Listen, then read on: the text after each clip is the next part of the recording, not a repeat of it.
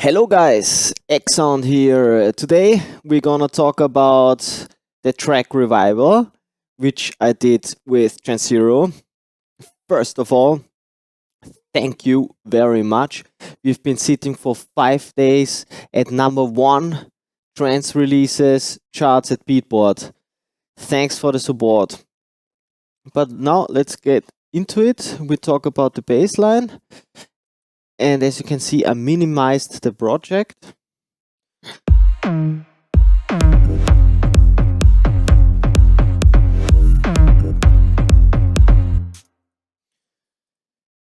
We search about a nice creative bass line. And from this, we had this plugin called Basil, and it's a modular synthesizer. And we found this nice subwave.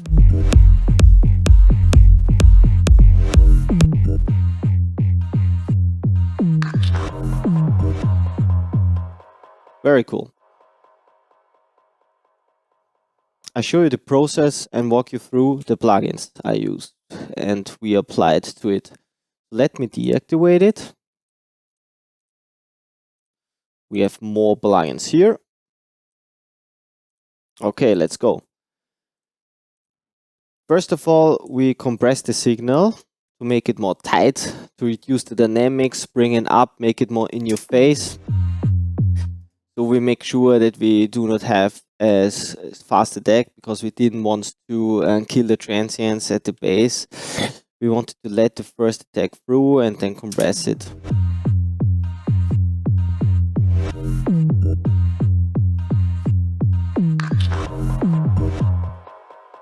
After that, we set an equalizer, a high pass to give room for the sub. We get later to it. We used a sub layer, and we shape the top end because we do not want it that the top end clashes with the hi-hat, and the right reduced the high end. This is the most important plugin here, Saturn, good saturation plugin. Therefore, we shape the sound, so we give it a coloration, a timbre.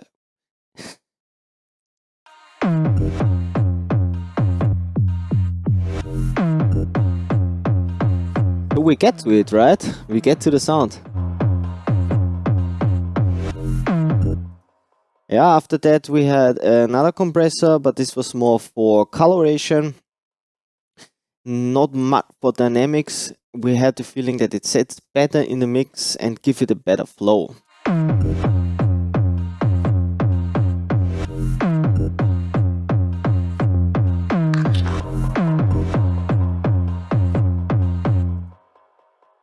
So VC76 is a fast compressor. It's an emulation from a hardware compressor. And I think it works with transistors and not with optical materials inside, so it can react pretty fast. But I'm not an audio technician. This is a sausage fattener, should make the sounds more fattened. This is a nice sausage here. So look at this. Yeah.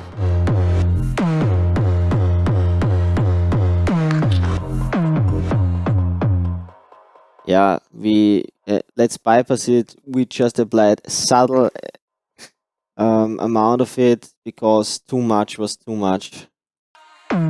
This is without.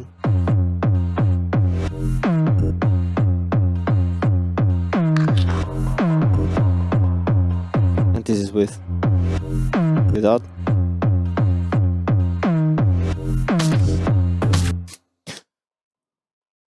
Okay, at the end we had sidechaining, so we sidechained it to the kick drum.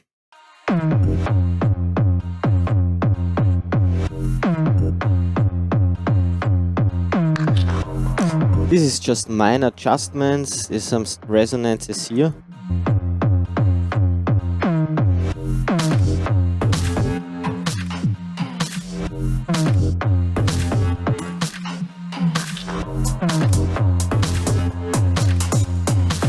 Okay, and that's basically it. there's just another Saturn for shaping the high end, but yeah, at the end we had another glue compressor.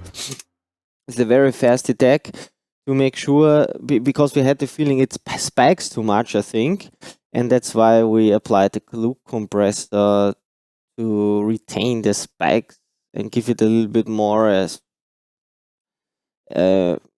constant flow, I think.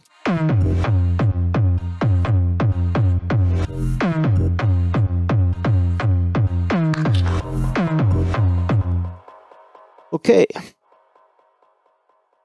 Together with the kick drum, we search a lot of samples and then we find a good one.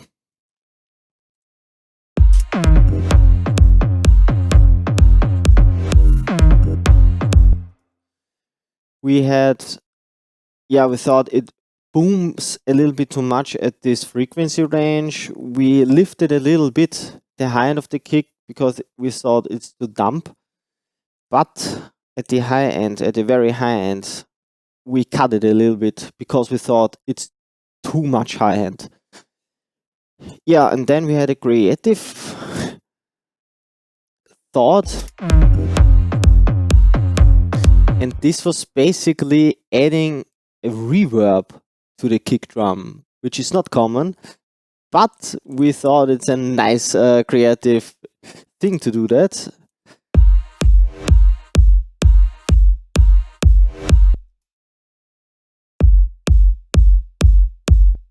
Without and with. Nevertheless, let's get to the sub. For the sub, we use Tap on Bass. It's a nice plugin. We searched a good preset that complements our kick and our bass, and we find one. Normally, the sub goes from 40 to 80 hertz, and it's a sine wave. Here, it's a combination, I think, from a saw and a sine wave. But basically, it's a mono signal. And we cut it at around 94 hertz. And this is the sub area. So 94 hertz, it depends where your node is and where your key is. Let's go into the MIDI files. It's F. And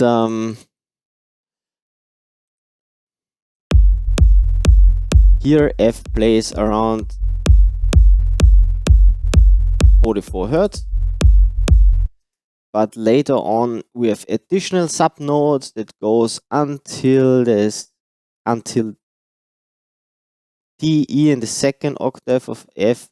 So that's why we cut at 94 hertz to also let the frequency through to give the notes at the later stage that playing the melody the chance to play, because if I now cut at 4 hertz, it will lose the body, and later on the frequencies that goes to E, that goes to G, won't be heard. So that's why we cut it by 94. It's to the second octave, and then from here on, our bass, where is it?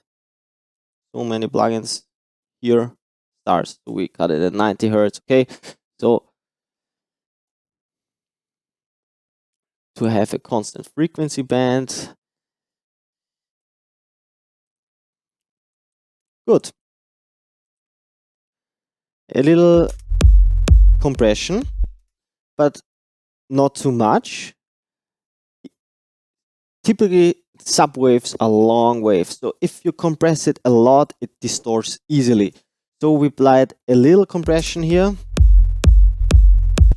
to even out some spikes, and then we applied sidechaining, and here the kick is playing and then the sub comes up.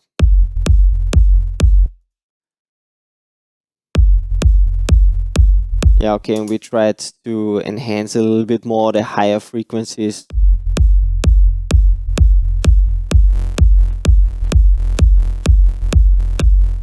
Yeah, to that it's more heard, you know.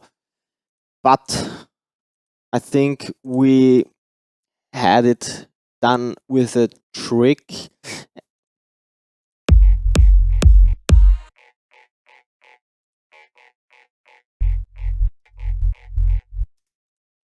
Yeah, we have this, I called it subtop, so it was top frequencies, high frequencies, and we duplicated 3 times. The reason why we did that is with 2 we did a V shape, so 1 on the left, 1 on the right, hard band right, hard band left, and delayed it for 10 milliseconds. And then the middle one we used to have it really in the middle to complement a little bit the mono signal, because if you shape it right and left very hard, then the mono signal lags a little bit. So we additionally had a signal flow to complement the mono signal, but only at the lower mid range.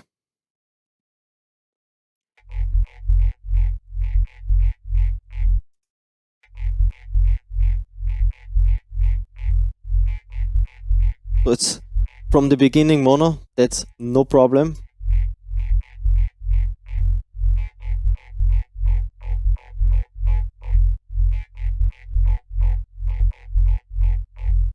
All right.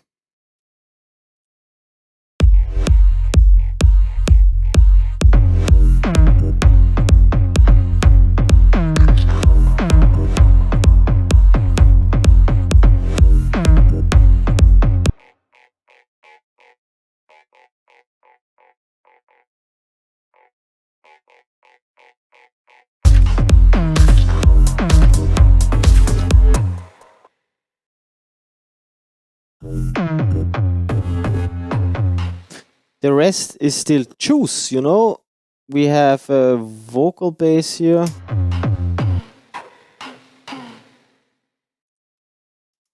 We have a saw.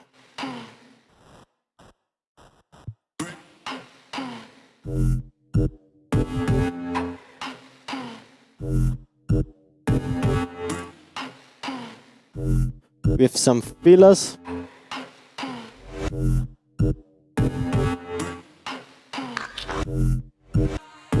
And if another juice. This is interesting. This is a vocal sample.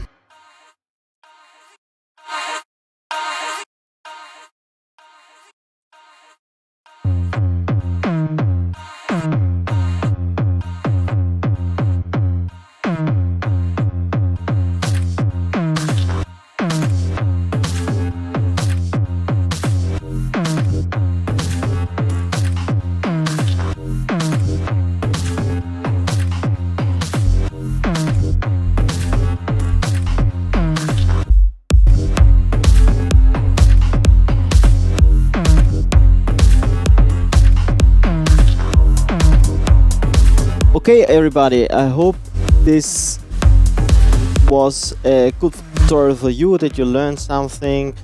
I wanted to show you the bass line of this track, so nothing more this time. I hope you enjoyed it, and please make sure that you follow me on Spotify, and if you don't have Spotify, please follow me on SoundCloud, and I also keep you posted on Facebook and Instagram, so stay tuned. See you soon. Cheers.